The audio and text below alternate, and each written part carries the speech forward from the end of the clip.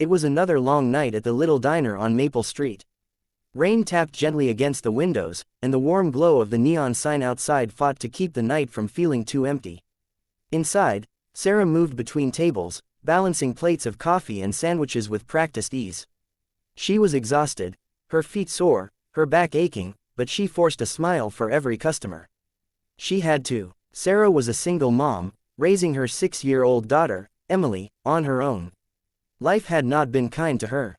Her husband had walked out when Emily was barely a year old, leaving her with nothing but unpaid bills and a child to care for. Since then, she had been working double shifts just to survive. Some days she skipped meals so Emily could eat. Some nights she cried silently so her little girl wouldn't hear. But every morning, she wiped her tears and pushed forward. For Emily, she had to be strong. That night, Sarah noticed a man sitting alone at the corner table. He looked out of place in the small diner, dressed in a tailored suit that probably cost more than she made in a month. But his shoulders were slumped, his eyes distant. A half-drunk cup of coffee sat untouched in front of him. Across from him sat a woman, well-dressed, beautiful, but clearly annoyed. She scrolled through her phone, tapping her nails impatiently against the table. "You know what, this isn't working," the woman finally said, her voice loud enough for the diner to hear. "You're boring, you don't talk, and honestly, I thought a CEO would be more exciting." The man said nothing. He just stared at his coffee as the woman grabbed her purse and stormed out, leaving him alone with the silence of her cruelty. Sarah's heart tugged. She'd seen plenty of breakups in this diner, but something about this man felt different. He looked broken. She wiped her hands on her apron and quietly walked over. "Hey," she said softly, her voice kind but cautious. "Don't let her words get to you. Some people don't see what's right in front of them." For the first time that evening, the man looked up. His eyes were striking, blue, but tired, as though carrying years of weight. He managed a small smile. "Thank you," he murmured. Sarah poured him a fresh cup of coffee. "On the house," she whispered. "Trust me, you look like you need it." He chuckled softly. "I guess I do. I'm Michael." "Sarah," she replied, offering her hand. It wasn't much, but it was human. And sometimes, that was enough. As the night went on, they talked. At first, small things, how long she'd worked at the diner, how late the rain might last. But slowly, Michael opened up. He admitted he wasn't just tired from the date, he was tired of life. Tired of fake smiles, of shallow conversations, of people only seeing his money and status.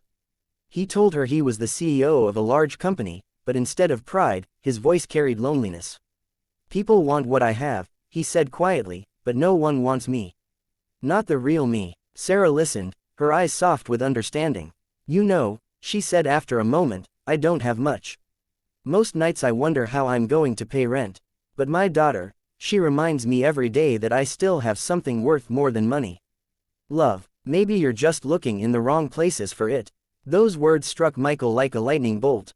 No one had ever spoken to him like that, without fear, without pretense. Just honesty. The clock ticked past midnight, and eventually, Michael insisted on walking Sarah home. She refused at first, embarrassed of her tiny, rundown apartment. But he was persistent, so she finally agreed. When they reached her building, Michael noticed the peeling paint, the flickering hallway light, the tired walls that had seen too many struggles. Yet, when Sarah opened the door, the space was warm. Inside, little Emily was asleep on the couch, a children's book resting on her chest. Michael's heart softened. He watched as Sarah gently tucked a blanket over her daughter and kissed her forehead. It was the most genuine display of love he'd seen in years. "You're doing all this, on your own?" he asked quietly. Sarah nodded. "It's not easy, but she's worth it." For the first time in years, Michael felt something he hadn't felt before, hope. He saw in Sarah and Emily what his millions could never buy: real love, real family, real meaning. The days turned into weeks. Michael kept visiting the diner, not for the coffee, but for Sarah. They talked about everything: her dreams, his regrets, Emily's funny stories. Slowly, the bond grew. One evening, after Sarah's shift, Michael handed her an envelope. She frowned, confused. Inside was a letter, an offer for Emily's school scholarship and a note that said, "For her future. Because she deserves the world." Sarah's eyes filled with tears. "I can't accept this," she whispered. Michael shook his head. "It's not charity. It's kindness. And maybe, a little selfish. Because being around you reminds me what really matters. You saved me that night in the diner when you didn't even know me. Let me do this. Her voice broke. Why me? Michael smiled, a smile that held both pain and healing. Because when everyone else saw a CEO, you saw a man. And when I was at my lowest, you reminded me that love still exists. Time passed, and what began as a chance encounter blossomed into something more. Sarah, the poor single mom who thought she had nothing to give, became the light that healed a lonely CEO's heart. And Michael, the man who thought money could never buy happiness, found his home not in riches, but in the warmth of a mother and her daughter. And so, the story of a blind date gone wrong became the beginning of a love story neither of them expected. A reminder that sometimes, kindness costs nothing but can change everything. Because love doesn't always arrive in glittering ballrooms or grand gestures.